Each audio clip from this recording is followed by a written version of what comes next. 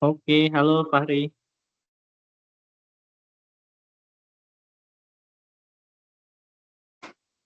Halo, kedengeran nggak ya suaraku?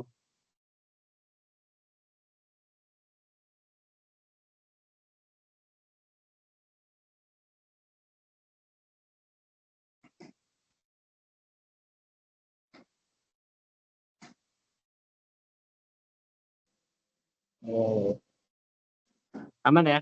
Kedengeran ya?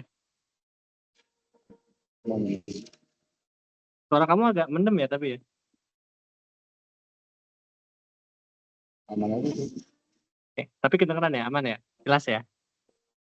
aman. Hmm. Oke, oke. Siap, siap. Oke, kemarin udah kelas sama Pak Rinaldi ya? Hari Kamis ya? Udah Ada di videoin-videoin nggak sama dia? ada, baru masuk langsung masuk. Emang gitu, emang biasanya Pak Rinaldi kelas pertama begitu biasanya. Masuk dong ya kamu ya? Aku lihat sih kamu ya di videonya ya. Masih di-upload ke IG nggak sih? Masuk paling paling depan kalau duduknya. Sama teman kamu ya, siapa itu namanya? Yang agak berjenggot? Maaf. Iki. Oh, Iki, ya, ya, ya. Soalnya dia nge-follow aku, jadi aku tahu gitu. Oh, ini kayaknya aku pernah ngeliat mukanya gitu. Teman kamu ya itu ya? Game juga kamu jangan-jangan ya? Apa enggak? Dia game kan? Iya, tapi saya nggak lolos soalnya. Oh, nggak lolos. Karena pas apanya?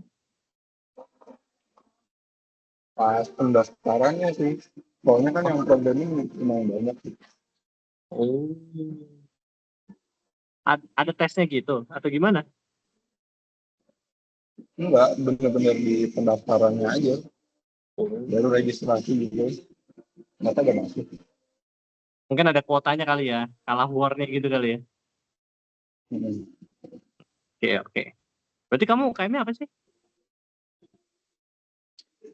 Untuk saat ini belum, tapi mungkin mau coba URO kan. Oh iya, URO, URO. URO banyak tuh anak IF juga yang daftar URO. URO, terus Aksan juga banyak. Aksantara. Atau kayak itu sih, dua itu sih, URO. Atau Rakata. Tapi kalau itu biasanya mesin sih. Itu yang kayak semester kedua gitu bukannya. Oke, oke. Sip, sip. Oke, nah kemarin bahas apa itu? Bahas yang bab mana? Yang sama Parin? Pakai Aldi baru logika sih. Oh, baru logika ya. Cepet gak dia ngajarnya? Lumayan cepet sih. Ya kan? Banyak di latihan soal. Hmm, langsung selesai itu satu bab itu. Langsung. Oh, belum selesai ya? Udah kan. Kalau nggak Oh, salah udah udah kan? deh. Sampai Hmm. latihan soal kan? Iya, Oke. Sip. Berarti kita hari ini bahas yang langsung aja berarti ya materi ya kali ya. Lanjutin ya. boleh. Oke, coba kita bahas nih. Oke, kemarin terakhir kita kan bahasnya tentang relasi dan fungsinya doang kan ya? Bener gak? Hmm. Yang bagian satu. Nah, sekarang kita yang bagian dua. Oke, yang bagian dua sebenarnya masih lanjutan dari yang pertama sih. Jadi kan kalau sebelumnya kita bahasnya kan tentang apa itu refleksif gitu kan ya, apa itu mengantar, apa itu setangkup, apa itu tolak setangkup gitu kan ya.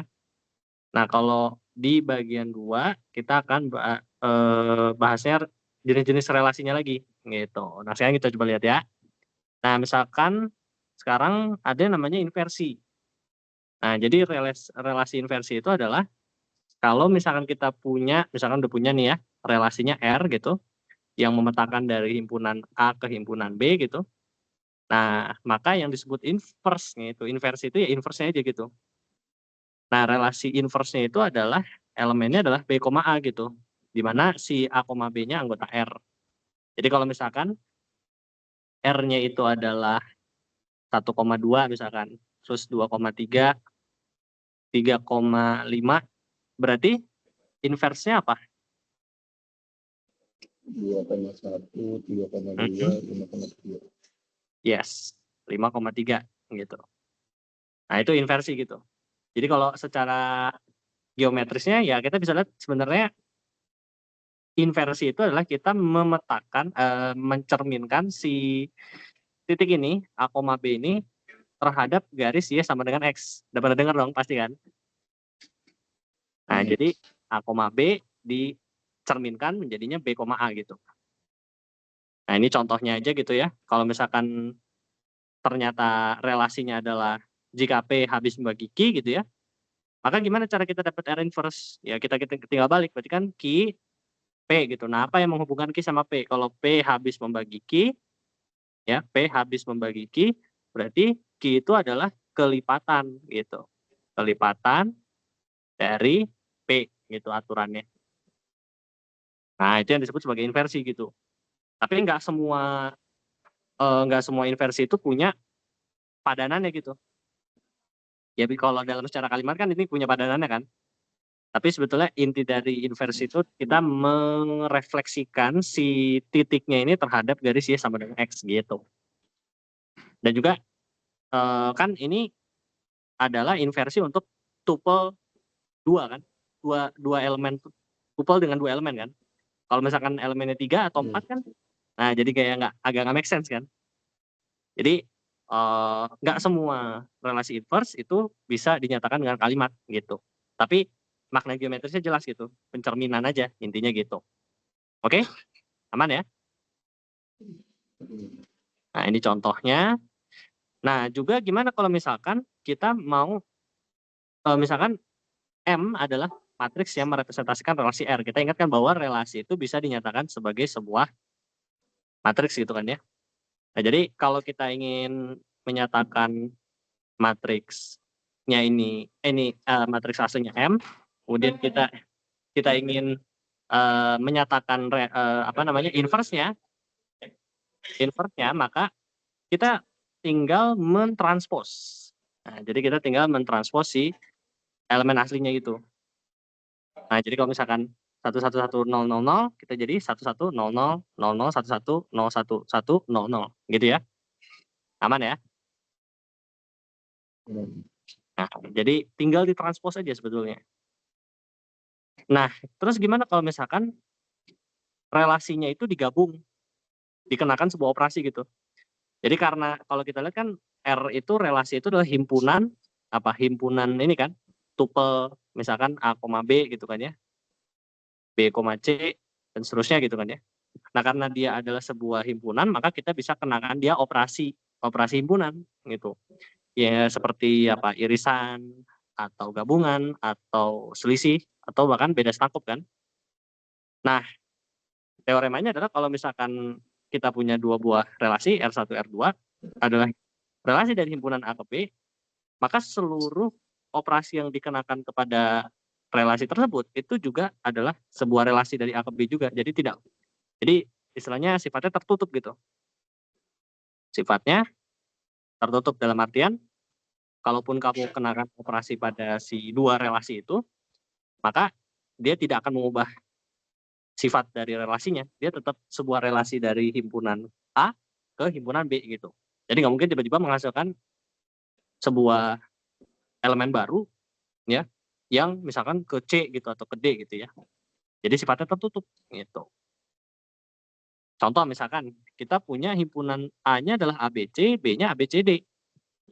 Nah, misalkan diketahui R1 itu adalah A, B, B, C, C kan.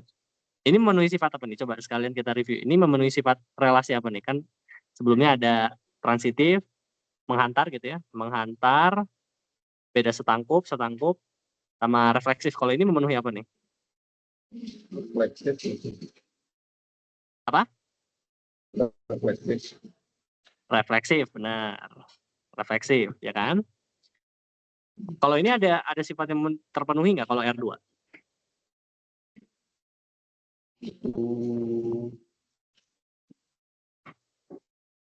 nggak ada sih. Nggak Menghantar ada ada ya? satu. Tapi nggak Menghantar? semua. Nggak deh, nggak. Enggak ya? Oke, enggak. Oke. Nggak ada ya berarti sebenarnya menghantar ya. Hmm, oh ini menghantar, Iya bentar sih. menghantar. AA-nya kan Karena ingat bisa nggak? semua. Betul, betul. Jadi menghantar itu adalah syaratnya jika defaultnya adalah dia menghantar gitu. Tapi dia jadi tidak menghantar kalau A, B ada dan misalkan B, C ada, tapi A, C nggak ada. Nah di sini kan nggak ada syaratnya ini terpenuhi di sini. Jadi secara default dia akan menghantar gitu.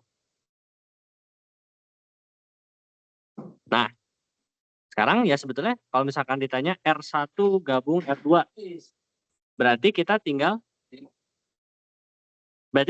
menggabungkan si R1 sama si R2-nya ini mana yang elemennya sama. Ya ini A, sama. Dia sama-sama di R1 dan R2 gitu.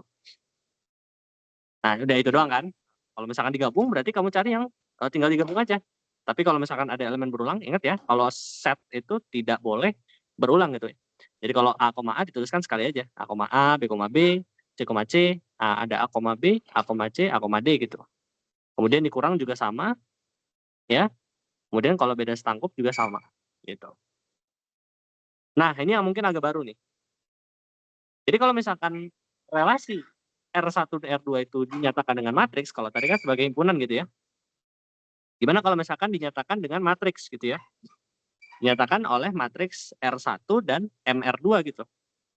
Maka matriks hasil daripada misalkan matriks ini kan mau kita gabung gitu antara relasi R1 dengan R2. Nah, untuk menggabungkannya itu caranya adalah kita mengorkan si tiap-tiap elemen pada matriks R1 dengan R2. Kalau misalkan digabung itu di N. Nah, mungkin nggak kebayang nih. Maksudnya matriks gimana di N sama di orkan gitu. Jadi misalkan gini, contoh begini, ya. Jadi kalau misalkan kita punya relasi R1 dan R2, ya misalkan R1-nya seperti ini, R2-nya seperti ini gitu ya. Nah, untuk mencari R1 digabung dengan R2, itu kan ya, maka kita pengen mencari matriks hasil dari penggabungan R1 sama R2 kan. Nah, menurut teoremanya tadi, kita bisa menghasilkan matriks R1 gabung R2 ini dengan cara matriks R1 itu diorkan dengan matriks R2. Dalam artian diapain? Dalam artian adalah sekarang 1, 0, 0, 1, 0, 1, 1, 1, 0, kita orkan dengan R2, 0, 1, 0, 0, 1, 1, 1, 0, 0. Berarti semua elemen yang berkorespondensi itu nanti diorkan. Nah, berarti kira-kira gimana hasilnya? Coba, bisa nggak? Gimana kira-kira? Berarti hasilnya satu semua kecuali yang di ekonomi. Oke, berarti ini satu, terus? Itu 0, Iya. 1, 1, 1, terus 1, 1, 0. 1, 1, 0. Nah, kita lihat. Nah, benar ya. Jadi 1, 1, 0, 1, 1, 1, 1, 1, 0. Kalau digabung, maka operasinya akan pakai N gitu. Makanya hasilnya kalau kita lihat yang N-nya, berarti 1 dengan 0, 0. 0 dengan 1, 0. 0 dengan 0, 0. Dan seterusnya gitu kan. Gitu. Nah, ini penting. Itu ukurannya harus sama atau gimana? Nah, karena ini, ya benar. Ukurannya harus sama. Ya, dengan syarat gitu ya. Dengan syarat. Coba kalau misalkan ukurannya nggak sama, kita mau orkan ini sama siapa? Ya kan? Misalkan nggak ada ini. Gitu. Jadi dengan syarat ukuran matriks MR1 itu sama dengan MR2. Gitu. Oke? Lanjut ya. Itu matriksnya bentuk biner gitu, 0, 1, Ya, atau bisa bentuk lain? selalu bentuk biner. Nah, itu. Jadi selalu 1 atau 0. Karena kan ingat, kalau matriks relasi itu yang di sini ya, jadi kalau matriks relasi itu kan ini adalah elemen dari himpunan A, misalkan A, A1, A2, A3 gitu. Kalau misalkan di sini adalah B1, B2, B3. Nah, artinya nilai dari A1, B1 misalkan di sini itu menyatakan ada nggak relasi A1, B1 dalam himpunannya. Nah, jadi kalau 1 itu ada, kalau 0 berarti nggak ada. Gitu. Paham ya? Masih ingat kan? Nah, jadi ini 0, 1. Kayak misalkan yang tadi nih, 100, 100, 101, dan 110 itu artinya ada elemen B1, A1, B1, A1, B2 nggak ada, A1, B3 nggak ada, gitu kan ya. Dan seterusnya gitu. Jadi selalu 1, 0 ya. Oke? Oke, nah sekarang relasi itu juga bisa dikomposisikan. Jadi kalau misalkan R adalah himpunan dari A ke B, relasi dari A ke B, S adalah B ke C gitu ya. Nah, maka kita bisa mengkomposisikan R dan S gitu. Jadi kayak semacam fungsi komposisi ya. Nah, nanti tapi fungsi kita bedakan. Karena ingat relasi sama fungsi itu beda. Cuman fungsi itu adalah subset dari relasi gitu. Nah, jadi kalau kita mengkomposisikan fungsi relasi, maka kita nyatakan ini S komposisi R gitu. Di mana nanti akan dihasilkan sebuah relasi dari A ke C gitu. Jadi S komposisi R itu adalah isinya adalah A, C, di mana A anggota A dan C anggota C, dan dia harus memenuhi, harus ada, jadi A, C-nya ini nggak sembarang. A, C-nya ini harus dipilih sedemikian sehingga si A, B-nya adalah anggota R, dan B, C-nya anggota S. Jadi harus ada nilai tengahnya ini nih yang menghubungkan antara mereka. Jadi bisa dibilang harus ada transitifnya. Gitu. Paham ya? Jadi kebayang ya. Jadi kalau kita misalkan bikin ini adalah himpunan A, ini adalah himpunan B, dan ini adalah himpunan C. A, C atau sini ke sini tuh hanya bisa terjadi kalau misalkan ada intermediate value dari A ke B dulu nih. Baru ke C. Gitu. Nggak boleh langsung relasinya itu seperti ini. Kita bikin seperti ini tapi nggak ada dari A ke B-nya dulu nih. Gitu. Paham ya? Nah, jadi misalkan gini, R-nya adalah, kita misalkan punya relasi R-nya ini, S-nya adalah ini, ya, R ini adalah dari himpunan 1, 2, 3 ke 2, 4, 6, 8, ya, berarti ini bisa dibilang ini himpunan A-nya, ini himpunan B-nya, dan ini adalah himpunan C-nya, ini himpunan B-nya, ini himpunan C-nya. Jadi si S memetakan B ke C, si R memetakan dari A ke B gitu. Nah, maka S komposisi R berarti R-nya dulu nih, ya. Nah, kita misalkan tutup dulu lah ya, tutup dulu. Berarti kalau misalkan S komposisi R itu adalah, kita cari dulu berarti 1, 2. Nah, kalau dia mau ke S berarti kita cari S-nya 2 nih awalnya. Berarti 1, 2. Ah, ini ada 2 U. Berarti kita bisa hitung 1, U. Nah, ini boleh nih. Nah, sekarang misalkan ada lagi nggak 1,2, 2, apa lagi nih? Oh, nggak ada. Nah, berarti sekarang kita cek 1,6. 1,6. Nah, sekarang kalau ke S 6, T. Nah, berarti jadinya elemennya apa di sini? 1, T. Ada lagi nggak? Itu doang. 3, T. 3, T. Ada lagi? Udah itu. 3, S? Bisa nggak? Oh, bisa. Kenapa? Bisa. Bisa juga.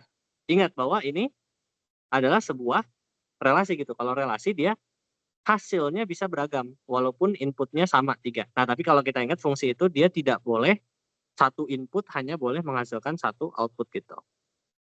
Tapi kalau di sini kan bisa banyak ya. Dan seterusnya lah. Ini bisa dienumerasi selanjutnya sampai si 3,8. Jadi nanti kita dapat 1, U, 1, T, 2, S, 2, T, 3, S, 3, T, dan 3, U. Gitu ya? Aman ya? Oke. Jadi dengan diagram Venn ya kita bisa ngeliat kurang lebih komposisinya seperti ini, gitu. 1 ke 2, 2 ke S. Ini berarti kita akan dapat 1, T gitu kan ya. 1, S. Kemudian 1,16, 6T berarti 1, T dan seterusnya gitu ya. Nah kalau kita lihat dari contoh ini, misalkan kita definisikan S komposisi R dan R komposisi S. Nah kalau kamu lihat, ternyata ada elemen yang berbeda. Jadi misalkan di S komposisi R itu ada 2,4, tapi di R komposisi S itu tidak ada 2,4. Artinya apa? Artinya R komposisi S dengan S komposisi R itu tidak komutatif. Tidak komutatif. Artinya nggak bisa dibolak-balik sembarangan gitu. Jadi urutan itu penting dalam komposisi. Kayak misalkan komposisi pernah belajar ini nggak transformasi geometri? Ada nggak ya kurikulumnya? Aku lupa deh kalau di tahun kamu. Yang dilatasi. Kayaknya awal banget deh. Kenapa? Kayaknya pas awal-awal banget deh. Ya, awal-awal banget lah. Nah, itu kan juga ada namanya komposisi kan? Komposisi transformasi. Nah, sama kan? Dia juga nggak bisa dibolak-balik tuh urutannya. Sama. Di sini juga pada komposisi relasi juga sama. Nah, yang menarik adalah kalau misalkan komposisi itu juga kalau misalkan kalau ini kan secara himpunan ya. Tapi kalau misalkan relasi itu dinyatakan dalam sebuah matriks, ternyata kita bisa mencari juga komposisinya dengan sebuah operasi khusus. Ya, jadi kalau misalkan kita ingin menyatakan misalkan R1 dan R2 adalah relasi berbentuk matriks R1, R2, maka komposisi dari kedua relasi tersebut adalah ya matriks komposisinya adalah matriks R1 didotkan dengan matriks R2. Nah, ini mungkin agak bingung nih. Operasi dot ini kita apakan tuh dua matriksnya? Nah, ternyata operator dot ini sama seperti perkalian matriks biasa, tapi dengan mengganti tanda kali dengan dan tanda tambah dengan OR. Jadi kalau misalkan yang biasa ya, 1, 2, misalkan 1, 0, 0, 1 dikalikan dengan ini biasa ya, 0, 1, 1, 0. Maka ini kan kita bisa mengoperasikannya dengan cara gimana? Berarti 1 kali, ini kan samanya kayak 1 kali 0 ditambah dengan 0 kali 1 kan? Ya nggak? Terus elemen yang di kanannya, terusnya kan? Ya gitulah ya, kurang lebih. Nah, jadi kalau misalkan pakainya dot, maka kalau dot itu adalah perkalian diganti dengan OR, berarti ini perkalian diganti dengan OR, 1 OR 0 tambah diganti dengan ini dan ya, sorry, ini N ya. Perkalian diganti dengan N, pertambahan diganti dengan OR. Berarti ini jadinya N1 gitu. Nah, berarti ini jadinya gimana nih? Ini jadinya berapa hasilnya? 1 N. 1 N0 kan berapa? 0. 0 N1? 0. 0. Berarti 0 OR 0 adalah 0. 0. Berarti sini 0. Nah, kamu lakukan itu semua untuk setiap elemen-elemennya, nanti didapat matriks yang menyatakan komposisi dari R2 dengan R1. Nah, tapi ingat ya, urutannya itu matriks yang pertama itu, tapi kalau nggak salah, sifatnya operator dot ini komutatif, artinya bisa dibolak-balik. Berarti ini sama saja dengan MR2 dot dengan MR1 gitu. Nah, sekarang kita lihat, misalkan di sini, MR2 R1 itu adalah MR1 dot MR2 gitu. Nah, berarti kita kalikan ya, 101 dengan 001 kan. Berarti 1N0 di OR dengan 0 OR 0, 0N0, kemudian di OR kan dengan 1N1 gitu. Nah, ini kalau ini kan berarti jadi 1 berarti 0, 0, 1 berarti 1 ya. Berarti 1 ya kan? Terus lanjut lagi, coba kalau ini apa? Kalau itu 1. Ini 1. Kalau ini? Nah, Yang ini? 0. 0 ya? Oh, Hmm. tapi ini kayaknya nggak lengkap nih. Harusnya ada tambahan lagi nggak sih ya? Oh iya. Iya, harusnya ada tambahan, tapi ini kepotong nih. Cuman ya kurang lebih gitu nih. Ini kita lihat ini 1, 1, ini harusnya 1 kan? Ya 0, 0, 1, 0, 0, 0, 0, 1, 1, 0, 0, 0 gitu. Ya kurang lebih gitu berarti kalau di komposisi. Nah, ini berguna untuk nanti nyari komposisi gitu, matriks komposisi gitu ya. Oke, ingat ya. Ini bakal kepake banget. Ini yang di kuis keluar yang ini. Kalau nggak salah deh. Jadi kalau misalkan kamu Oke. ketemu operator dot gitu ya, itu artinya pakai bukan dikaliin. Bukan dikaliin. Jadi operator dot itu sama kayak operator perkalian biasa, cuman ganti aja tandanya gitu. Jadi n perkalian dengan n, pertambahan dengan or gitu. Gitu. Nah, sehingga misalkan kita ternyata misalkan kita punya notasi Rn, di mana Rn ini adalah komposisi relasi dengan dirinya sendiri sebanyak n kali, maka itu sama saja dengan R kali R, R komposisi R sebanyak n kali kan. Jadi kalau misalkan R3 itu adalah R komposisi R gitu ya. Nah, dengan demikian, kalau misalkan kita punya Rn, gimana cara kita menyatakan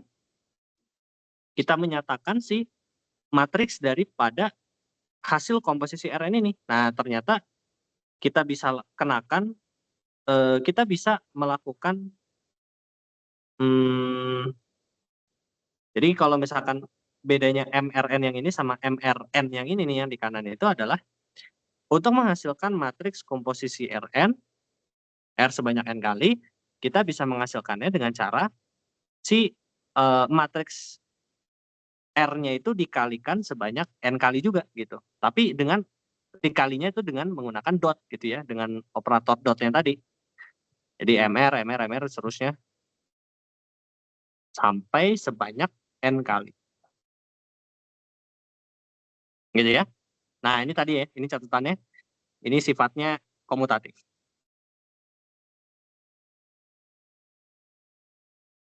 Oke. Nah, sampai sini ada pertanyaan dulu? Aman? Oke, aman ya. Nah, jadi sifatnya gitu.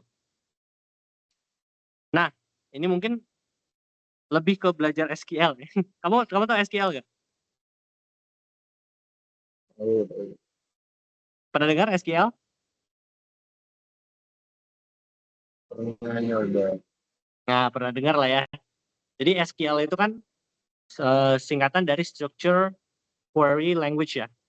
Jadi sebuah bahasa yang memungkinkan kita untuk berinteraksi dengan sebuah basis data atau sebuah database gitu ya. Nah, dalam hal ini database-nya itu berbentuk sebuah tabel relasional. Nah, di sini itu kepake ternyata konsep dari relasi terhadap sebuah basis data. Jadi kalau yang dari tadi kita omong itu namanya adalah sebuah relasi biner. Relasi yang hanya menghubungkan satu himpunan A ke B gitu kan ya. Nah, ketika kita ngomongin tentang komposisi misalkan sebanyak n kali, maka kita sampai D, sampai E gitu ya, sampai seterusnya gitu ya.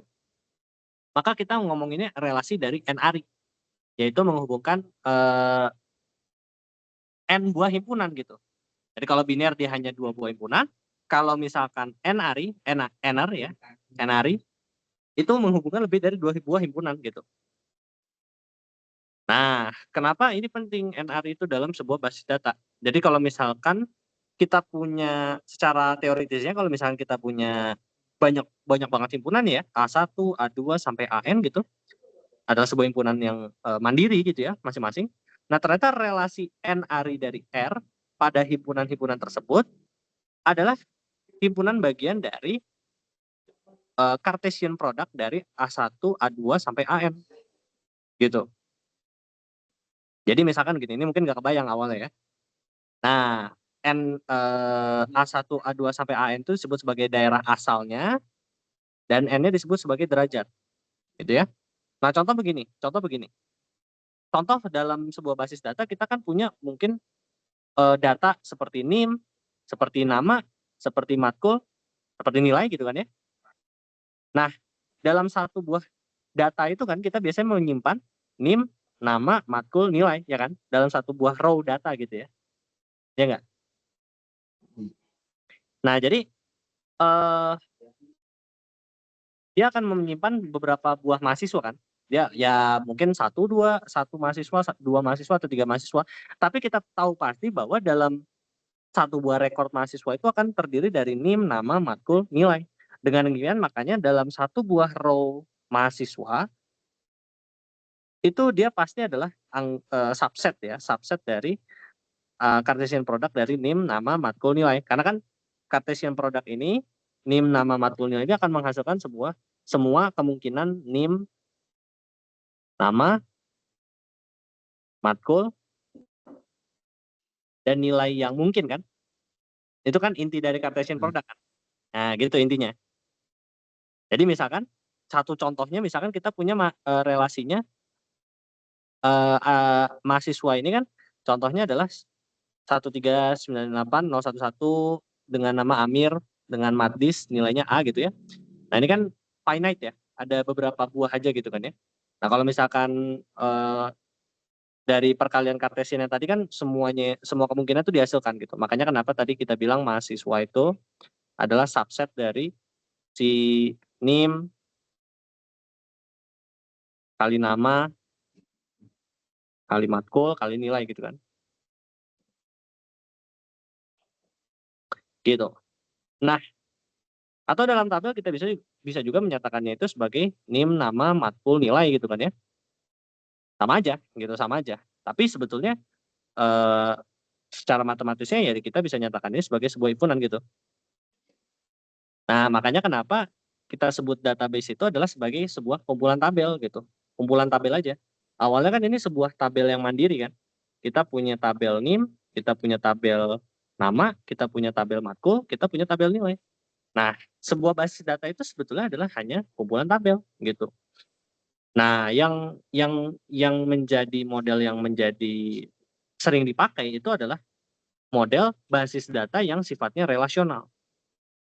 Relasional dalam artian tiap-tiap tabel ini mempunyai sebuah logika keterhubungan antar satu sama lain. Gitu. Makanya disebut sebagai model basis data relasional. Nah, pada basis data relasional itu satu tabel menyatakan satu relasi. Satu tabel ini, maaf. Satu tabel ini menyatakan sebuah relasi. Semua ini menyatakan relasi.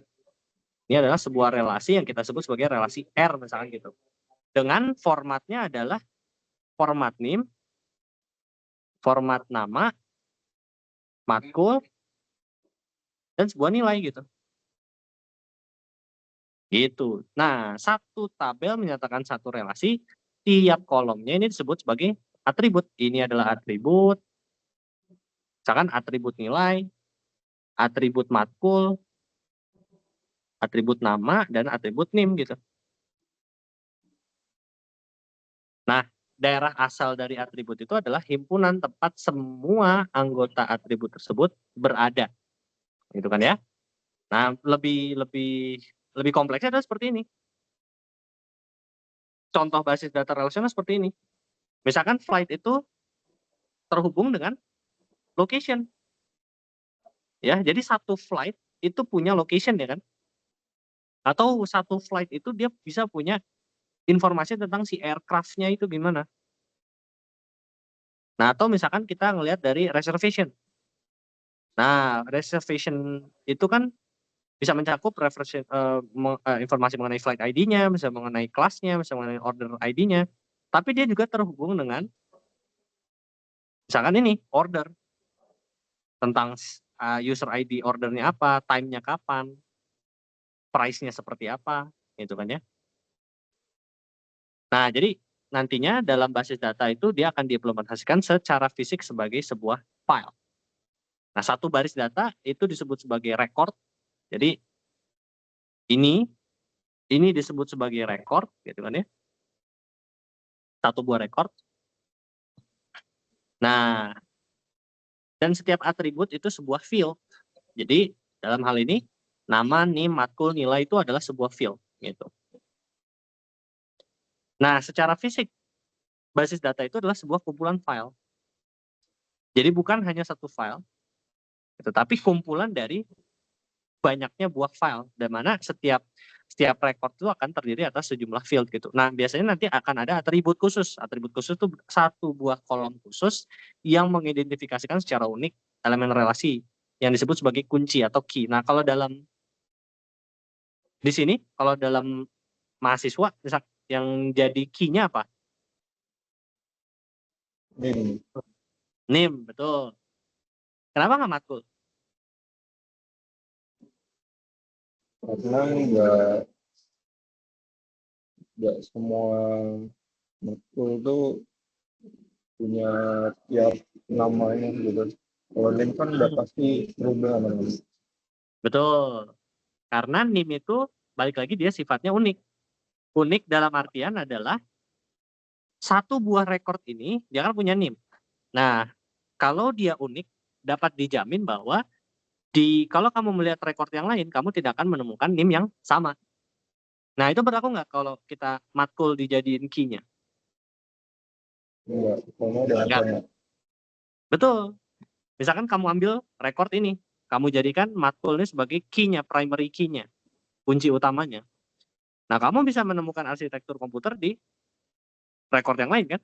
Berarti dia bukan sebuah key yang baik gitu. Ya kamu bisa aja, tapi itu bukan key yang baik gitu. Key yang baik adalah key yang unik antar satu record dengan yang lain. Satu record dengan yang lain. Gitu. Nah, contoh begini sekarang kalau kamu udah tahu tentang basis data, gimana operasi terhadap basis data? Nah, operasi yang dilakukan terhadap basis data itu dilakukan dengan sebuah perintah atau pertanyaan yang disebut dengan query. Query itu permintaan, query. Ya contohnya kalau dalam bahasa sehari-hari kan kita tolong dong dari tabel yang tadi tampilkan semua mahasiswa yang mengambil mata kuliah matematika diskrit. Ya dia akan mengenerate sebuah tabel. Ya tabelnya bisa berupa ada nomornya, ada NIM-nya, dan ada namanya misalkan gitu ya. Dia mengambil matis gitu. Atau misalkan tampilkan daftar nilai mahasiswa dengan NIM 135980115 gitu. Jadi bisa banyak. Nah, tapi dalam konteks basis data relasional, query itu dapat dinyatakan dengan secara abstrak dengan operasi pada relasi n-ary. Nah, dalam operasi tersebut biasanya ada yang namanya seleksi atau seleksi, proyeksi, dan join gitu. Kalau seleksi yang kita lakukan adalah memilih baris tertentu dari suatu tabel yang memenuhi persyaratan tertentu. Jadi operatornya namanya operator sigma ya ini ya, sigma kecil ya, sigma kecil. Nah, operator sigma kecil ini akan menyeleksi. Menyeleksi artinya akan mengambil baris ya, rekor tertentu yang memenuhi persyaratan tertentu gitu. Jadi misalkan kalau misalkan sigmanya itu adalah matkul, di mana itu adalah di mana matkulnya adalah matematika diskrit, pada relasi mahasiswa dia akan menghasilkan semua mahasiswa yang mengambil matkul matis. Nah, jadi yang keluar misalkan Amir atau Hamdan ya. Dia mengambil matis gitu matkulnya. Lanjut misalkan kita punya proyeksi. Proyeksi itu adalah kalau tadi mengambil baris tertentu, kalau di sini proyeksi itu dinyatakan oleh Pi gitu ya. Pi ini akan mengambil kolom tertentu dari suatu tabel. Jadi kalau ada beberapa baris yang sama nilainya maka hanya diambil satu kali gitu ya. Jadi misalkan kita terapkan operator Pi di mana kita akan mengambil kolom nama, matkul, nilai dari mahasiswa.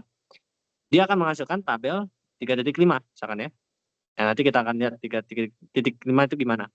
Kalau misalkan operasi proyeksi yang adalah Pi, NIM, nama, dia akan menghasilkan tabel dengan kolom NIM dan nama gitu. Nah, jadi seperti ini. Kalau 3.5 dia akan menghasilkan nama, matkul, dan nilai gitu. Nama, matkul, dan nilai.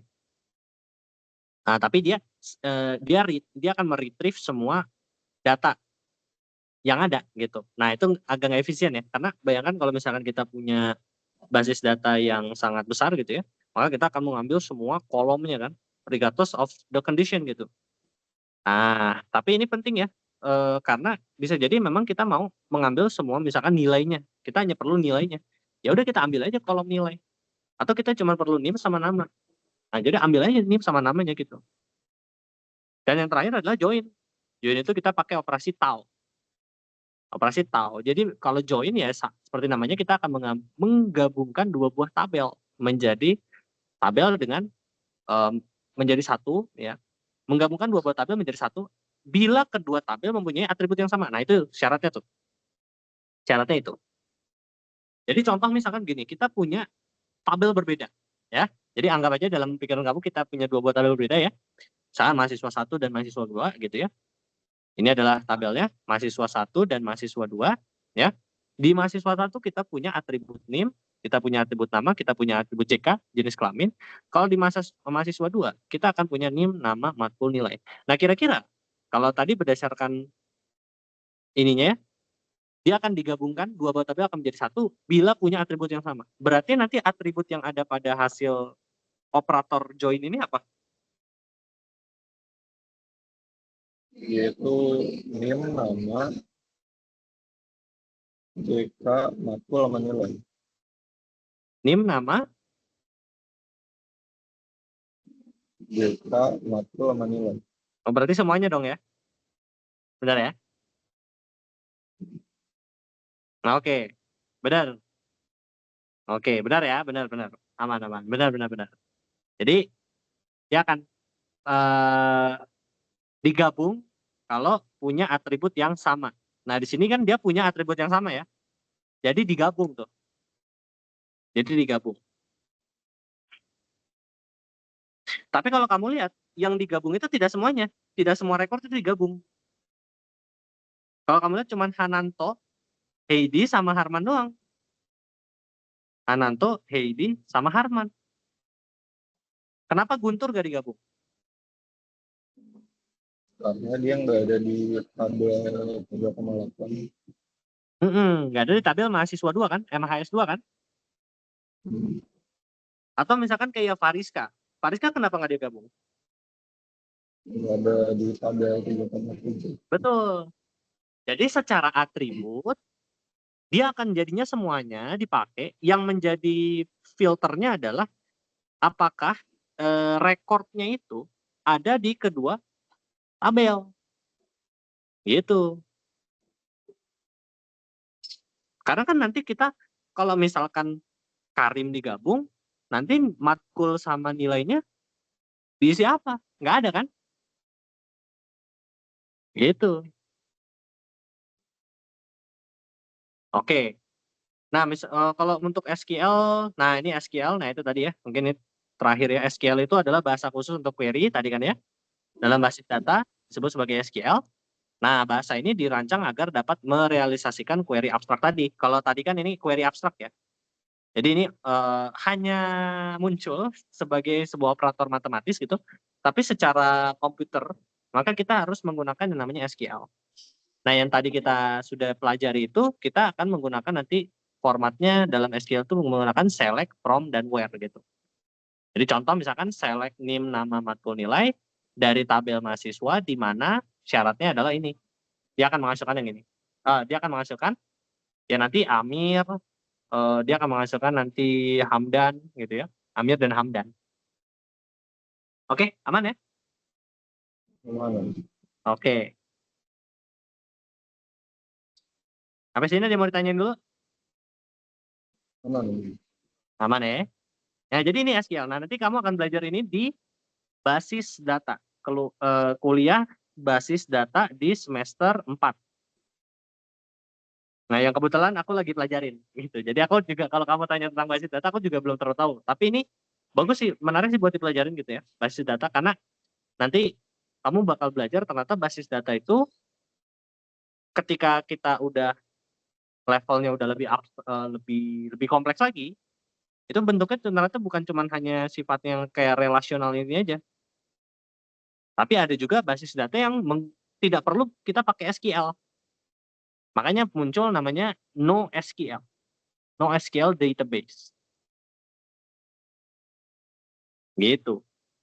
Tapi penggunaan apakah artinya SQL itu udah mati? Ya belum tentu.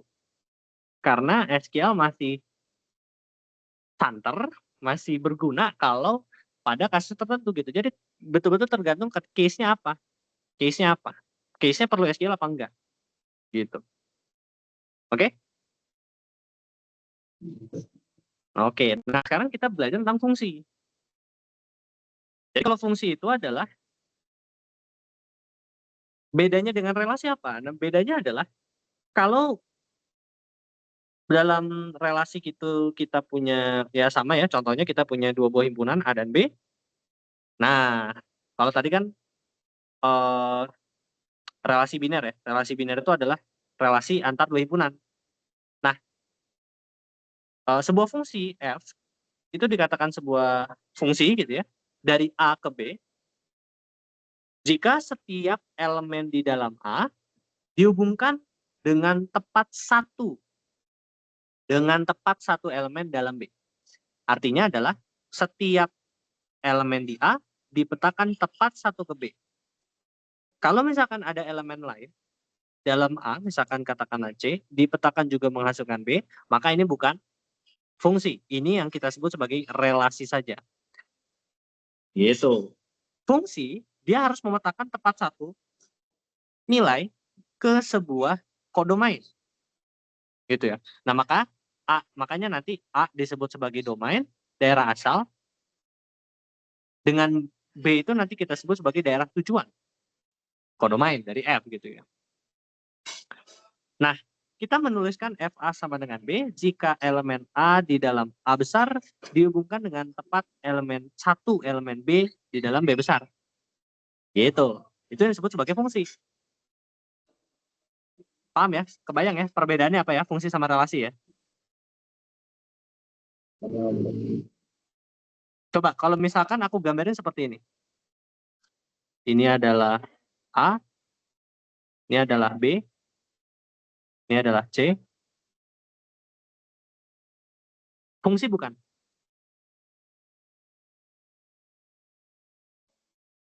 Kalau itu Oh kalau maaf. ngelihat contoh yang di bawah kan sama tuh. Itu kan Iya, iya. relasi harusnya. Oh maaf. Kayaknya aku salah. Sorry. Yang nggak boleh adalah sorry. Kebalikannya kan, Kebalikannya, ya. kirinya harusnya di B kan. Ya, yang nggak boleh adalah si A ininya 2 gitu ya. Oh, Misalkan ini di C lah. Nah, ini nggak boleh. Sorry. Yang nggak boleh adalah si A ini, si domain punya lebih dari satu tujuan. Nah, itu. Nah, ini bukan relasi. Nah, kalau ini apa? Relasi atau bukan? relasi. Relasi. Karena contoh kamu punya fungsinya fx sama dengan x kuadrat. Kamu set A-nya sama dengan 1, kamu set B-nya sama dengan min 1, tujuannya kan sama ya? Hasil keluarannya tetap sama-sama 1 kan? Ya nggak?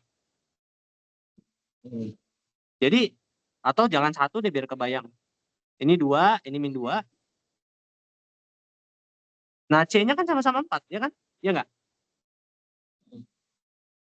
Dan ini tetap sebuah fungsi yang sah gitu.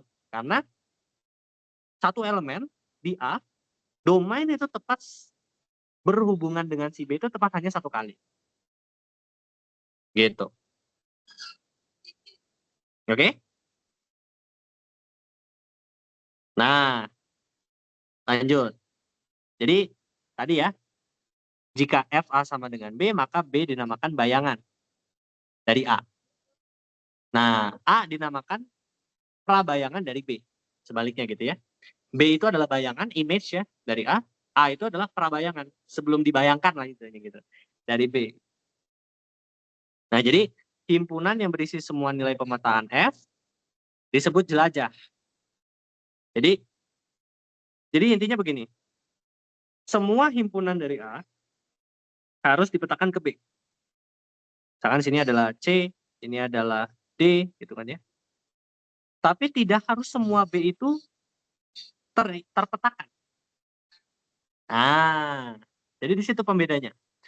Pembedanya adalah si B ini boleh ada yang kosong, tapi A ini semuanya harus punya sebuah relasi ke A, ke B gitu ya. Dari A harus ada ke B gitu. Makanya dibilang jelajah dari F, jelajah dari F itu kan jelajah itu adalah elemen dari B yang terpetakan ke A. Ya dalam hal ini misalkan B, C, D, tapi misalkan ini ada F gitu ya. Nah, B itu kan jadi isinya kalau kita enumerate B, C, D sama F gitu kan ya. Nah, tapi jelajahnya itu J katakanlah, itu adalah apa di sini? Jelajahnya berarti apa? B, C sama D, benar nggak? Nah, makanya kenapa jelajah itu adalah pasti adalah himpunan bagian ya, dan bisa aja proper subset gitu ya. Tapi kita untuk aman kita improper aja. Pastilah jelajah itu adalah improper subset dari kodomain si B. Gitu ya. Oke, ya selanjutnya ada fungsi dengan relasi khusus gitu ya. Jadi fungsi itu secara definisi relasi itu tetap sebuah relasi gitu ya. Tapi dia ada beberapa syarat yang harus dipenuhi.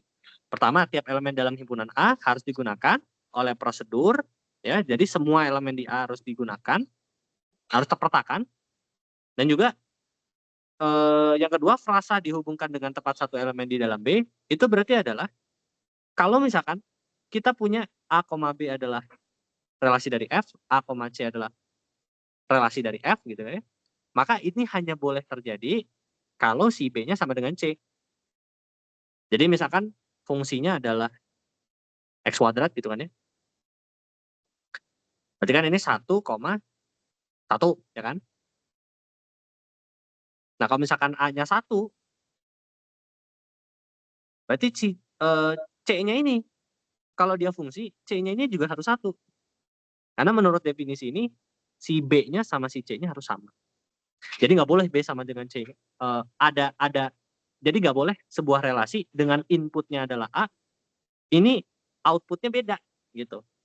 Kalau dalam fungsi ya, kalau dalam fungsi, ingat ini dalam fungsi, dalam konteks fungsi ya. Tapi relasi boleh nggak? Boleh, boleh, boleh.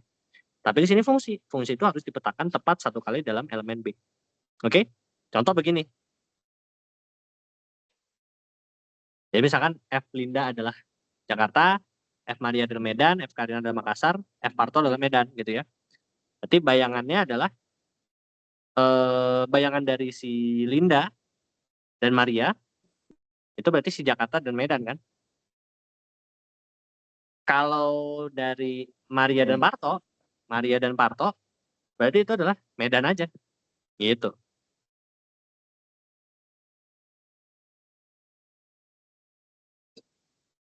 Coba kamu kerjain sebentar ya. Kira-kira kalau misalkan, nah misalkan yang nomor 32, coba kamu pikirin dulu ya. Kira-kira itu sebuah fungsi apa bukan? Nanti aku coba tanya. Aku kasih mungkin 5 menit ya. Nanti aku coba tanya lagi.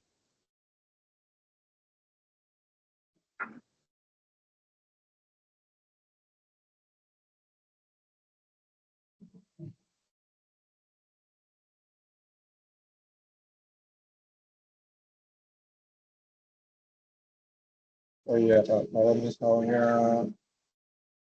fungsi itu kalau ibaratnya di MTK harus kontinu atau gimana? Kenapa?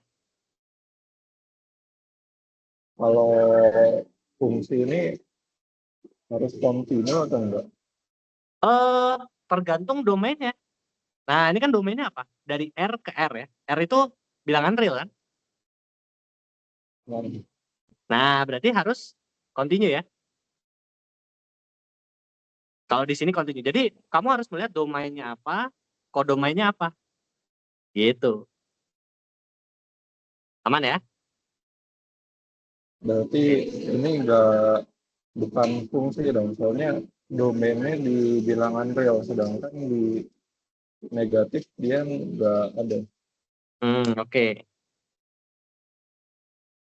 Coba-coba. Nanti coba aku kasih waktu 5 menit ya. Nanti baru coba kamu jawab. Coba kamu pikir-pikir. Kayaknya bener gak tuh? Atau misalkan aku kasih pemantik juga deh. Kalau tadi kan F anggota dari real ke real kan. Berarti kalau misalkan, berarti harus gimana agar F sebuah fungsi yang sah gitu. Dah, coba gitu ya. Coba kamu pikir dulu ya sebentar ya. Oke? Domainnya, secara domainnya apakah boleh kamu ubah? Misalkan kamu boleh mengubah domainnya atau kodomainnya. Kira-kira gimana biar dia sebuah fungsi? Oke? Sebentar ya.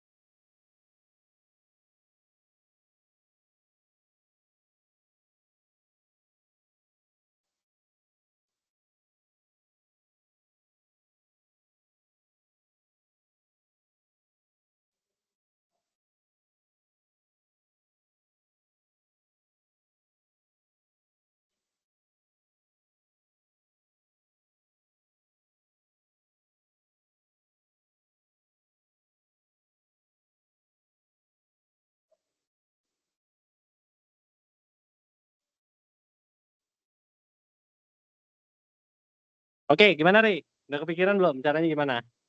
Jadi gimana biar dia adalah sebuah fungsi?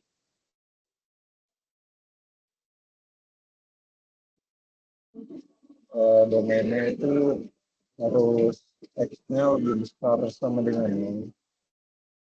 Domainnya adalah Harus X lebih besar sama dengan ini. X lebih besar Sama dengan nol. sama dengan 0. Kayak gini, lebih besar sama dengan ya? Oke, itu bisa, boleh, boleh, boleh. Berarti eh kita bisa definisikan A ya, domainnya A. Berarti F domainnya adalah A ke bilangan real ya. Atau bisa juga kamu ubah domainnya alternatifnya ya, gampangnya gitu ya. F memetakan bilangan asli, hasilnya pasti juga hasilnya sih real ya. Bisa real ya, karena akar 2, misalkan akar 2 gitu kan ya. Itu kan bilangan real gitu ya. Nah, sesimpel kayak gitu. Jadi ketika kita mendefinisikan sebuah fungsi, maka kita perlu peduli dengan domainnya itu apakah membuat dia bisa memenuhi syarat sebuah fungsi apa enggak. Ya itu. Gitu ya. Jadi harus melihat domainnya. Gitu ya. Nah, ini juga ya. Nah, ini tadi fungsi dapat dispesifikasikan dalam berbagai bentuk, pasangan terurut, pengisian nilai, atau dengan kata-kata, atau bahkan dengan kode program gitu kan ya. Nah, kira-kira ini kode program apa nih? Oh ya, udah ada ininya. Udah ada contohnya. Ya, ini kan ini kan ya, menghitung mutlak dari X gitu ya. Kalau dia kurang dari 0, dia mengembalikan minus X. Kalau dia lebih dari 0 atau sama dengan 0, berarti dia akan mengembalikan X itu sendiri. Bentar Kak, ini di screen-nya masih nge-freeze nih. Masih di Oh, slide sebelumnya. masih di slide sebelumnya? Wait a minute. Agak nge-lag. Agak nge-lag ya? Oke, wait, wait.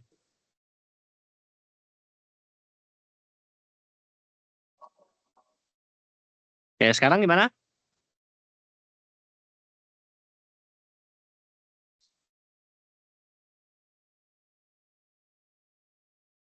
Udah apa belum nih?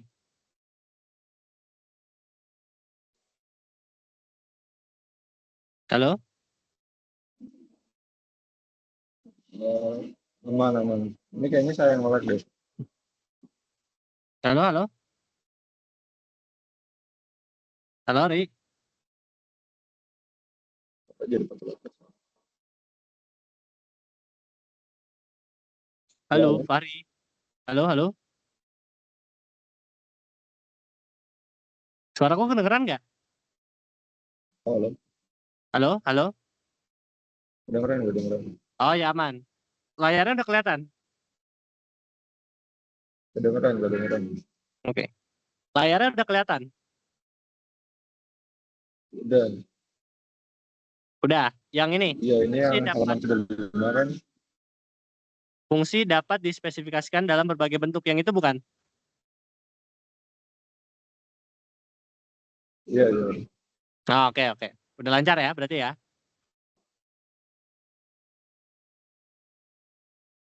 Ini juga udah. Ini Aman, aman. kelihatan yang mana nih sekarang? Yang contoh 26 bukan sama contoh 27? Masih yang 35 sih. Oh, masih yang 35. Sekarang halaman berapa? Halaman 36 bukan?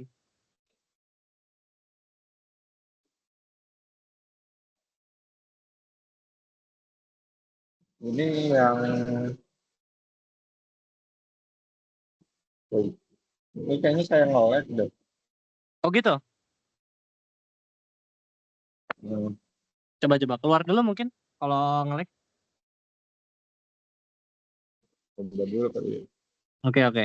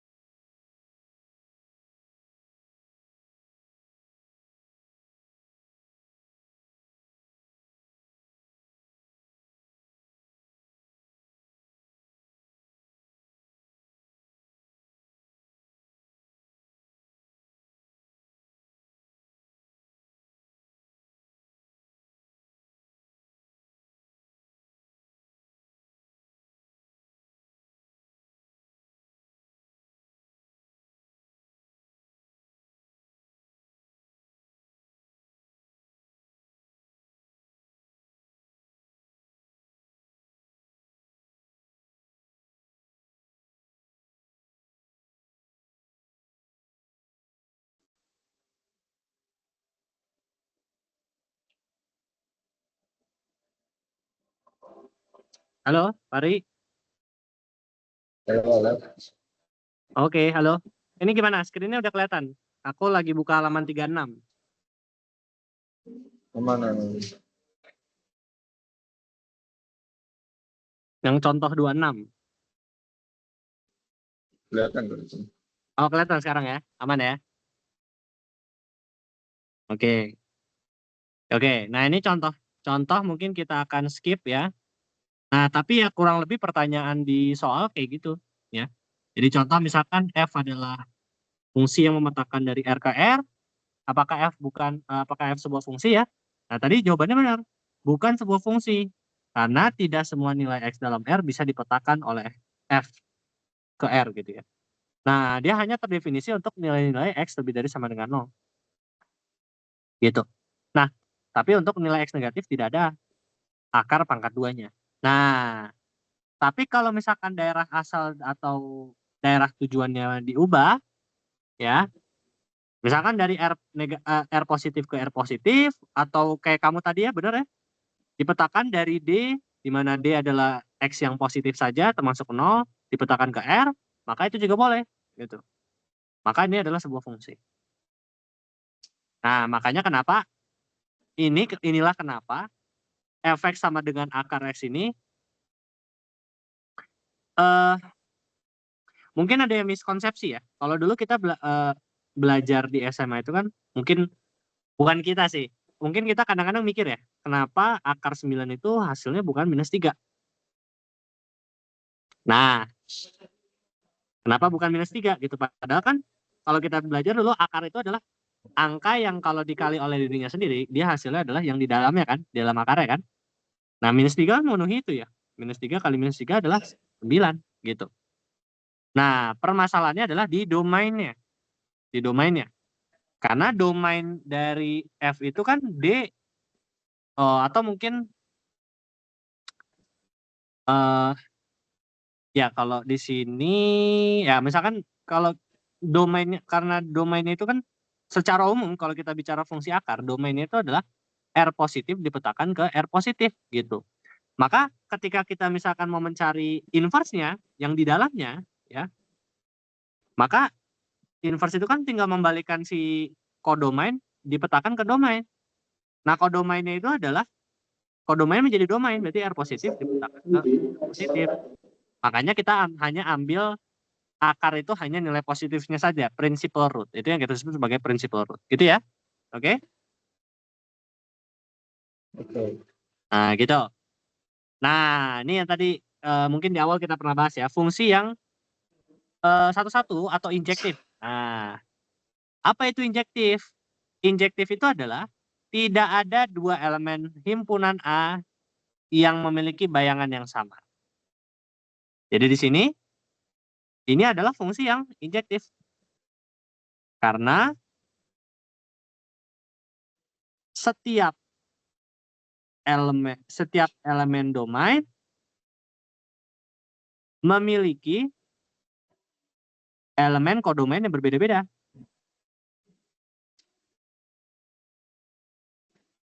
Nah, ini yang kita sebut sebagai injektif.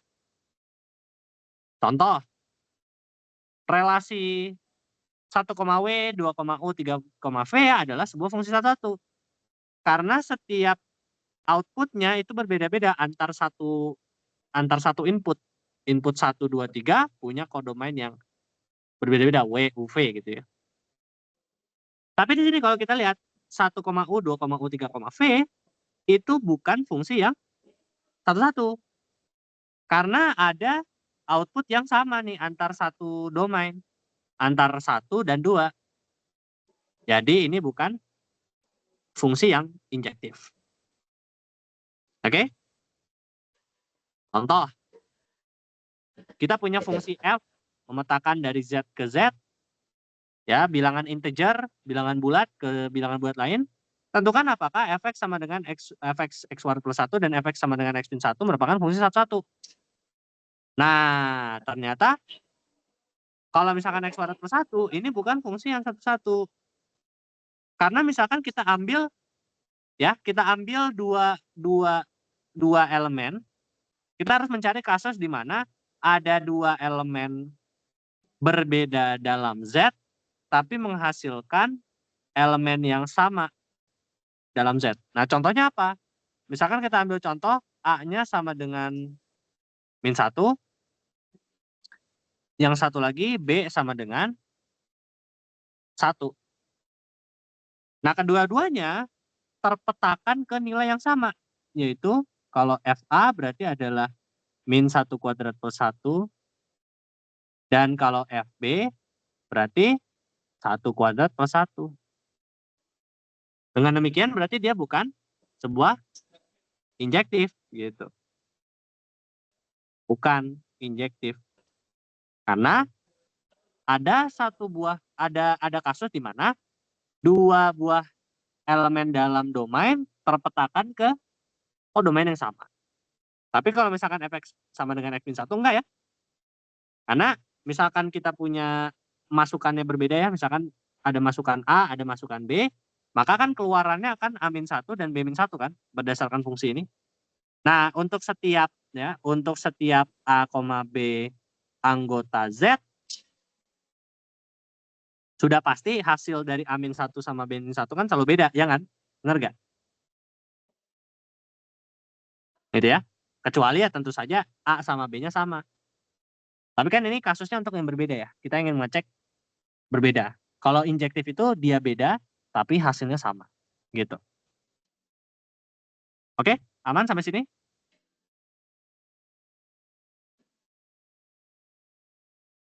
Oke. Aman ya? Oke. Nah, ada juga yang namanya surjektif. Pada ya. Jadi fungsi f dikatakan dipetakan pada atau onto atau surjektif. Kalau tadi kita fokusnya adalah si domain hanya punya boleh tiap domain harus punya pasangan kodomain yang berbeda. Itu kan fungsi injektif. Kalau misalkan surjektif, setiap kodomain itu adalah berpasangan dengan si A. Nah, jadi fokusnya berbeda. Kalau si injektif, setiap kodomain terpetakan ke kodomain yang berbeda-beda. Kalau misalkan surjektif, setiap kodomain itu terpetakan pada si A gitu ya. Memiliki peta dari A. Bisa satu atau lebih. Yang penting terpetakan. Si B-nya ini terpetakan oleh si A, oleh si domain. Jadi contoh ini adalah fungsi yang surjektif. Kenapa dia surjektif? Karena setiap elemen di B memiliki peta dari si A. Tapi dia injektif nggak?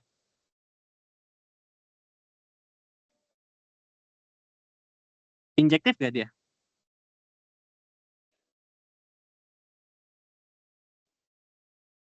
Gimana, Ri?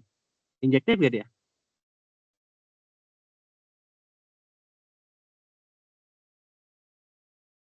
Halo? Bentar. Ini halaman yang keberapa nih? Halaman 43. Halo, halo. Halo, halo? Berapa?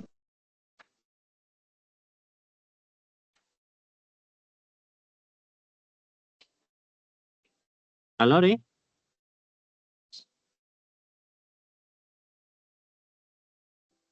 Halo, halo. Halo, Ri? Halo, halo? Kedengeran nggak? Iya, dia surjektif. Oke, ini surjektif ya. Tadi suaraku kedengeran nggak ya yang tadi? Takutnya putus-putus.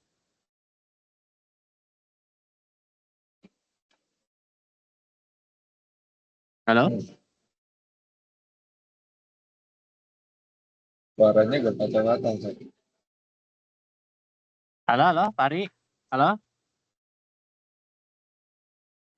Iya, iya. Oke, aman ya? Kedengeran nggak suaraku? Sekarang kedengeran. Oke. Kalau sekarang kedengeran nggak?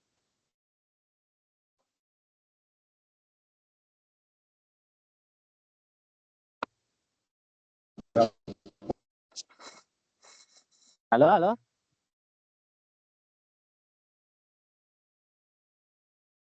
Halo, Ri.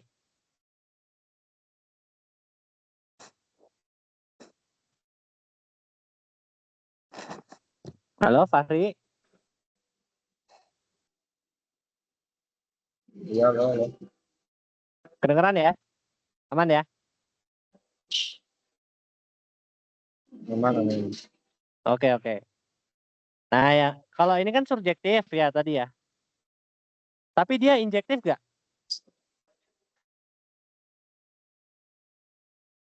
Ini yang 36 kan? Halaman 43. Itu deh. Dia nggak injektif. Pokoknya ada yang dari B-nya itu ada 2 dari A. Betul ya. Tidak injektif. Karena ada kasus di mana dua buah elemen pada domain itu terpetakan ke satu kodomain yang sama, ya kan? Ada satu contohnya adalah ada A,1 dan B,1, ya kan? Nah, ini yang kita sebut sebagai ini alasan dia tidak injektif gitu. Oke? Nah, atau dalam notasi himpunan gitu kan ya. Relasi ini injektif atau kira-kira relasi contoh 36 ini dia surjektif atau tidak surjektif? Misalkan B-nya adalah UVW ya. B-nya itu adalah UVW ya, aku lupa spesifikasiin. A-nya adalah 1, 2, 3. Berarti apakah dia surjektif? Tidak subjektif, tidak injektif juga. Tidak surjektif dan tidak injektif. Betul. Oh, ya. Bukan fungsi pada. Iya, bukan fungsi pada ya. Dia tidak surjektif gitu ya. Tidak surjektif. Dan dia tidak injektif ya. Karena ada 1,2, 1,U dan 2,U. Jadi dia tidak subjektif, tidak juga dia injektif. Tapi apakah dia sebuah fungsi?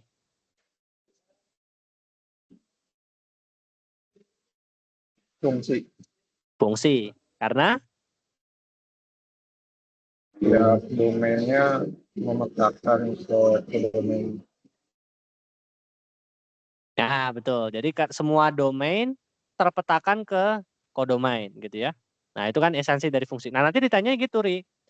Ditanyanya adalah misalkan kita punya fungsi ini dengan domainnya ini, kodomainnya ini, apakah dia fungsi, apakah dia injektif, apakah dia subjektif, apakah dia bijektif, atau apakah dia bukan fungsi? Nah, kurang lebih kayak gitu pertanyaannya. Kurang lebih seperti itu, ya. Nah, ini contoh-contohnya. Nah, ini adalah fungsi yang injektif. Ini adalah fungsi yang injektif. Kenapa injektif? Karena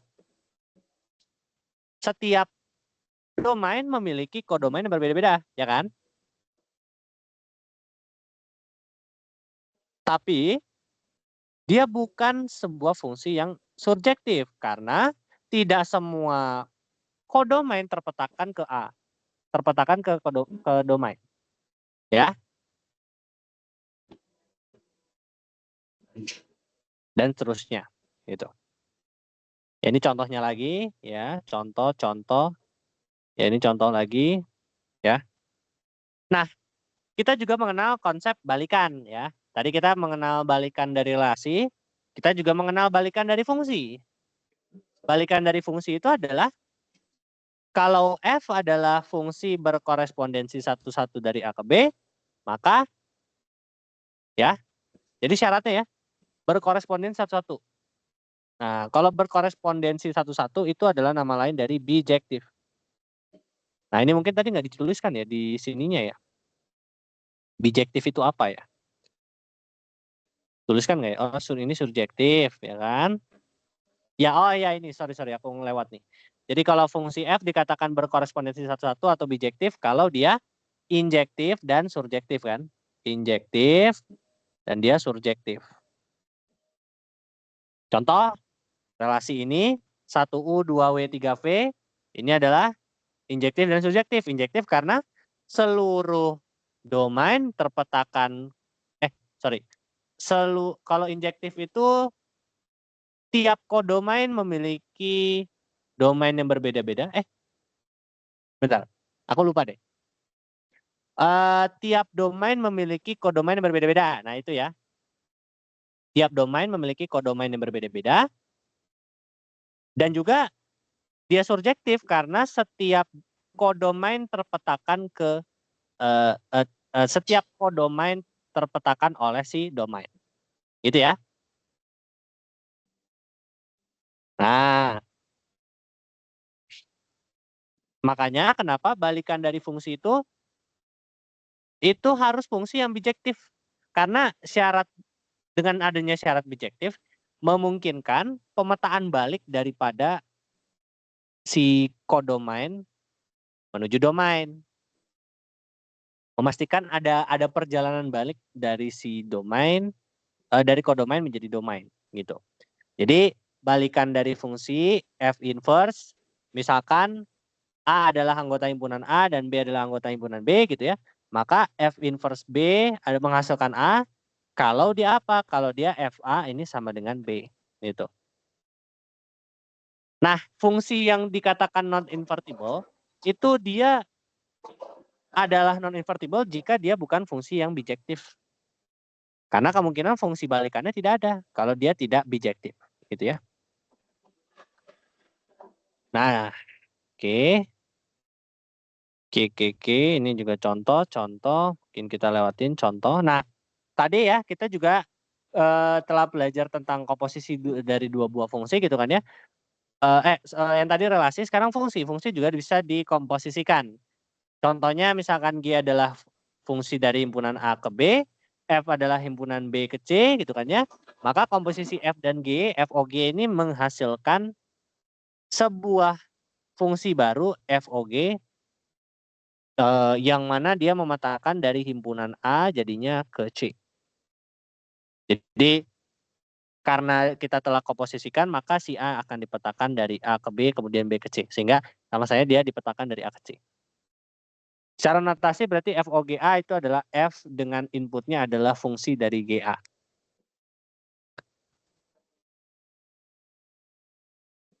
Nah, misalkan diberikan fungsi adalah 1,U, 2,U, 3,V, A adalah ini, B adalah ini, gitu kan ya. Dan fungsi F itu adalah U, Y, V, X, W, Z. Maka fungsi komposisinya ya kita cari kayak sama, kayak relasi. 1U, U berarti ke Y, berarti 1,Y. 2U, U menghasilkan Y, maka 2,Y. 3V, berarti V ke X, berarti 3X gitu ya. Paham ya sampai sini ya? Oke. Jadi kurang lebih itu sama prinsipnya. Nah, contoh soalnya seperti ini. Kita punya fungsi fx adalah mutlak x plus x plus 1. Dia memetakan dari R ke R. Tentukan apakah dia injektif, surjektif, bijektif, atau bukan ketiganya. Kemudian tentukan balikannya jika ada. Dan tentukan hasil komposisi FOGX dengan GX adalah X min 2 dengan bentuk paling sederhana. Nah, kalau dicek ternyata dia bukan ketiganya. Gitu. Nah, jadi kamu nggak terlalu harus matematis sih sebetulnya. Maksudnya secara matematis dibuktikan gimana. Asalkan kamu tahu alasannya. Contoh, kenapa dia tidak injektif? Kamu bilang dia tidak injektif. Kenapa dia nggak injektif? Nggak injektif itu kan artinya apa? Artinya adalah ada kasus di mana dua buah domain terpetakan ke kodomain yang sama. Seperti ini. Ya. Nah, contohnya apa? contohnya misalkan kasih contoh, misalkan kasusnya ini agak susah sih ya. X sama dengan berapa? Kamu kira-kira bisa dapat contohnya gak tuh?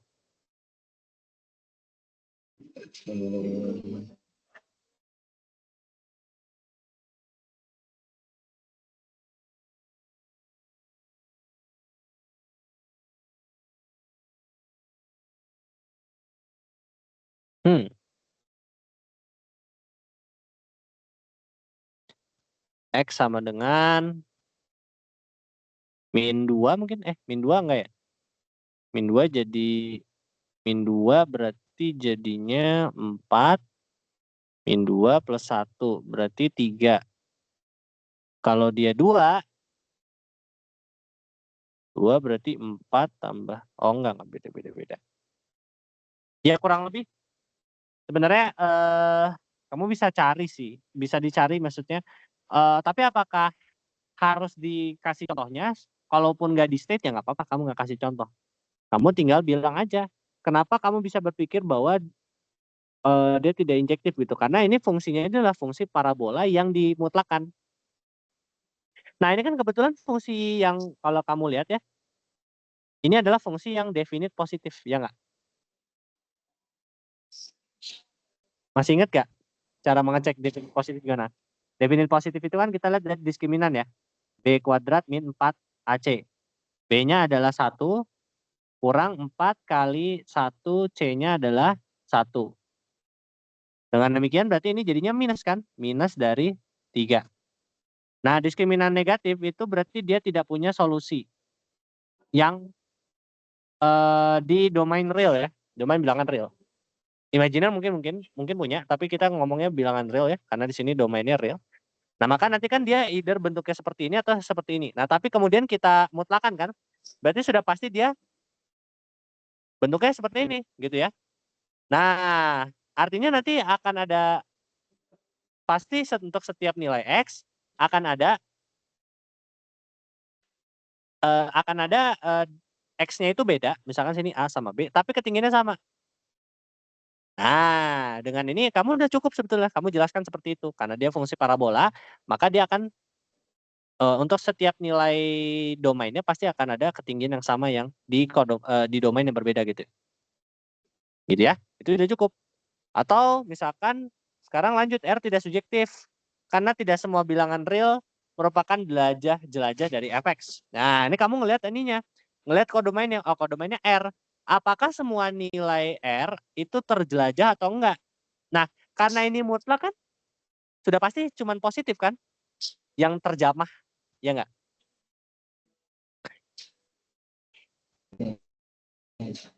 Yang terjamah cuman yang positif. Jadi nggak mungkin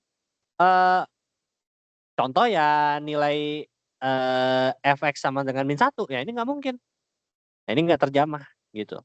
Nah, akibatnya implikasinya R-nya itu tidak bijektif karena tidak injektif dan tidak surjektif. Ya. Tapi apakah dia sebuah fungsi? Sebuah fungsi karena semua nilai R, semua domain itu terpetakan ke R. Nah, semua domain terpetakan ke kodomainnya. Gitu. Tapi tidak semua kodomain terjamah. Tidak semua kodomain terjamah. Tapi semua domain itu punya peta ke R.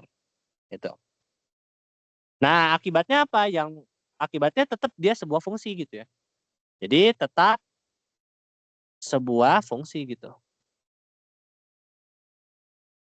Tapi karena dia tidak punya balikan, karena dia bukan fungsi yang bijektif, kita langsung dapat berargumen bahwa dia tidak punya balikan. Nah, FOG-nya kamu tinggal masukin aja kayak biasa. Dengan GX-nya adalah X min 2, masukannya adalah X min 2. Kamu sederhanakan jadinya X kuadrat min 3X plus 3. Oke?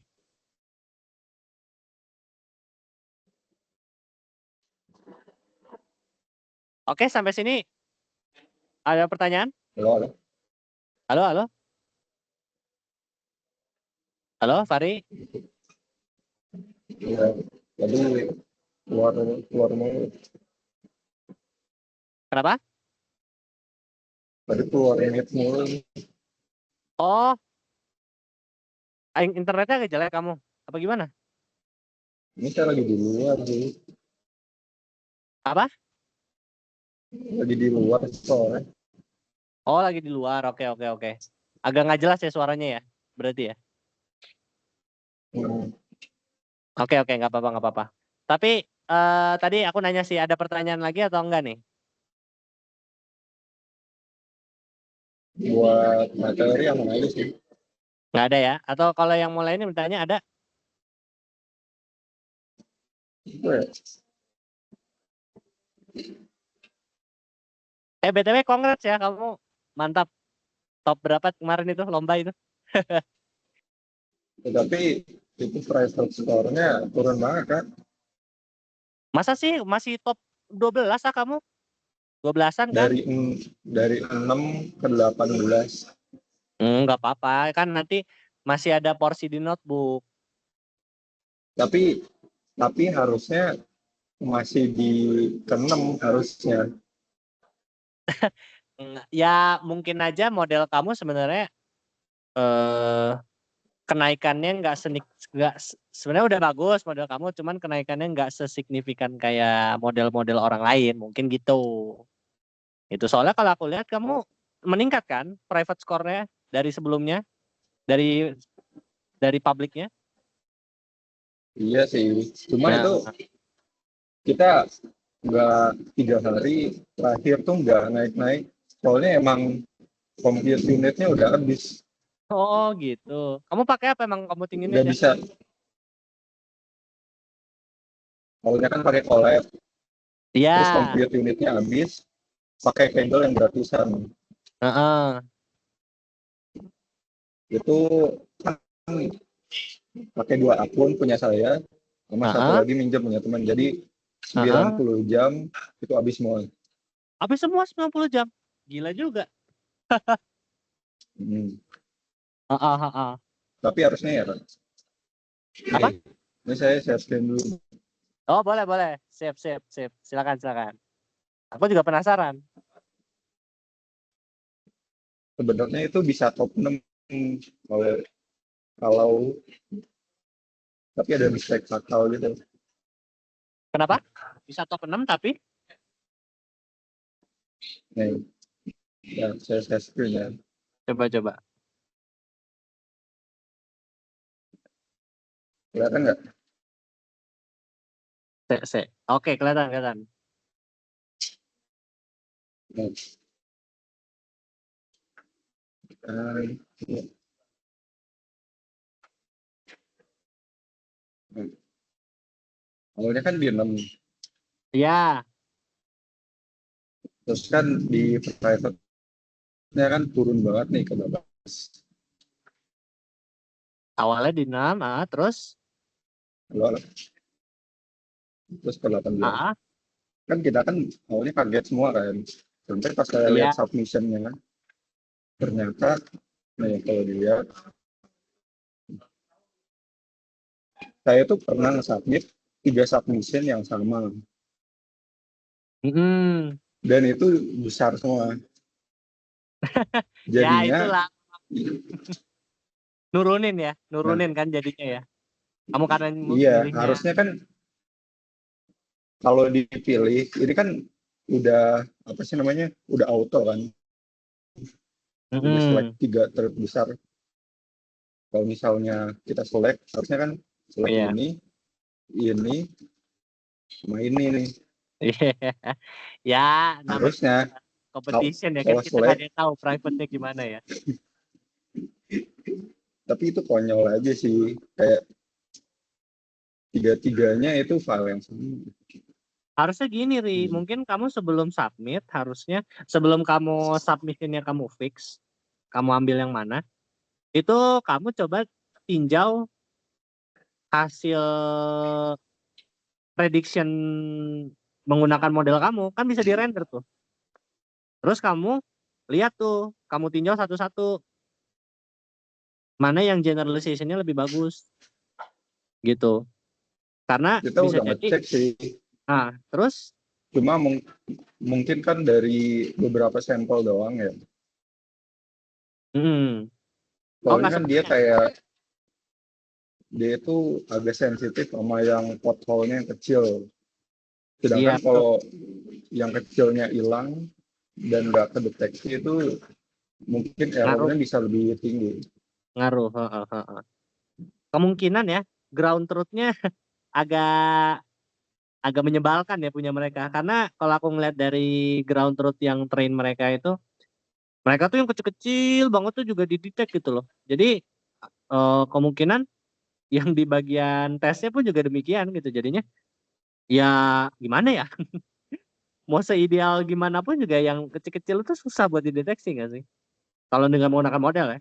Kalau dengan manual mask kan ya gampang itu. Itu yang mungkin jadinya agak unexpectednya di situ gitu. Hmm. Tapi Gitu. kalau Fars sendiri pakai modelnya apa? Sama arsitektur. Waduh, aku juga aku mah juga kalah jauh sama kamu. Iya Bagusan kamu. apa? Kamu Kan, dulu deh, kan saya penasaran. kamu pakai apa? Saya itu nyoba tiga.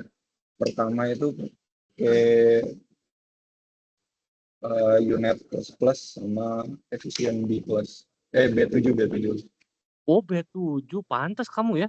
Aku nggak nyampe sampai situ loh. Nggak sampai B7 aku.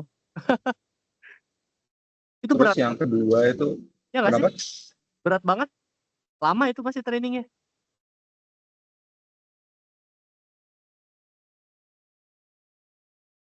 Iya nggak? Lama nggak trainingnya kamu?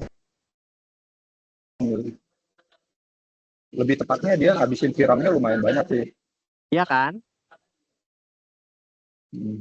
Soalnya aku untuk secara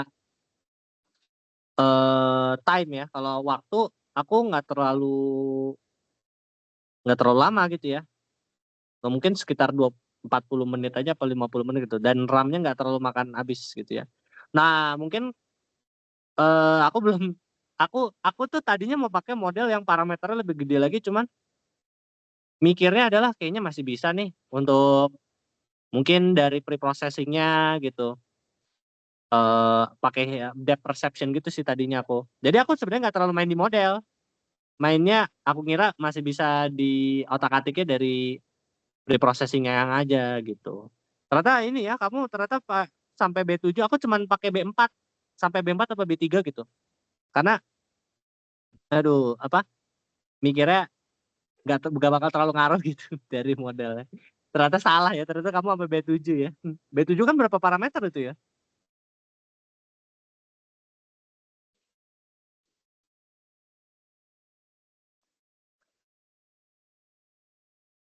Kalau dari pre-processing kamu ada yang beda nggak?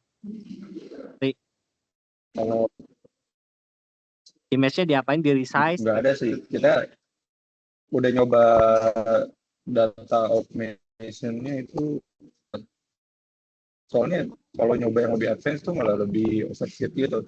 Betul, betul, betul. Jadi kita cuma ibaratnya ganti modelnya aja, coba-coba yang bagus yang mana. Terus trainingnya juga dipakai volt 5 kali, makanya agak lama. Waduh, volt 5 kali. Pantes. Hmm. Gila itu mah abis itu, bener-bener abis. Ya main main di model kan, bener kan? Main di model. Iya. Ya, ya, ya, ya. Ya berarti pinter kamu, bener-bener. Soalnya aku nggak terlalu main di model. Dan memang mentok bener, bener-bener mentok di 0, kalau dari private aku cuma dapat 0,78 gitu. 0,78-an. Sama ngotak ngerti close function-nya sih, itu lumayan nguli sih. Kenapa? Otak atik close function-nya.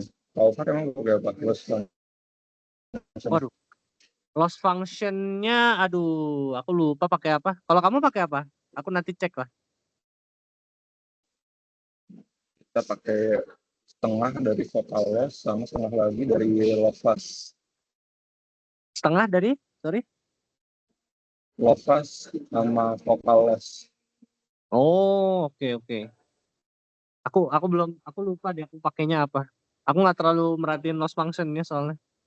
Iya, iya, iya. Oh, ngaruh ya soalnya ya dari loss function-nya ya. Kamu ganti-ganti loss function-nya gitu ya?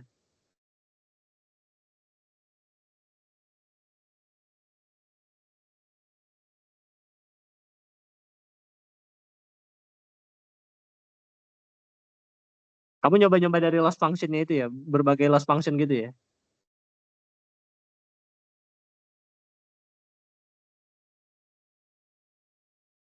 Halo? Misalnya itu jarang naik lagi. Kenapa nih?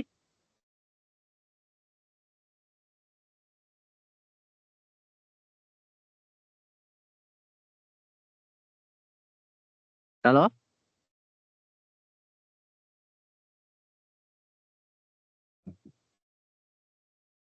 Halo, Fahri?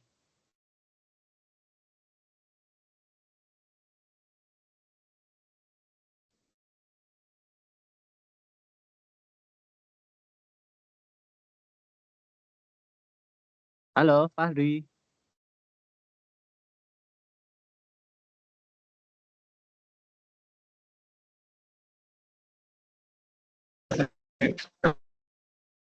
Halo, Halo, Ri? Sorry, agak agak nge-lag ya. Halo, halo?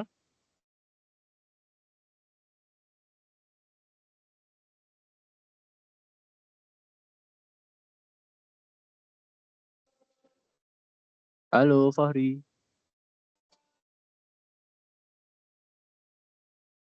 Fahri?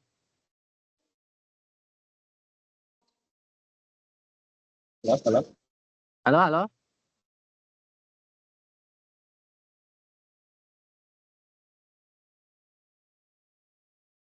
Kedengeran nggak suaraku?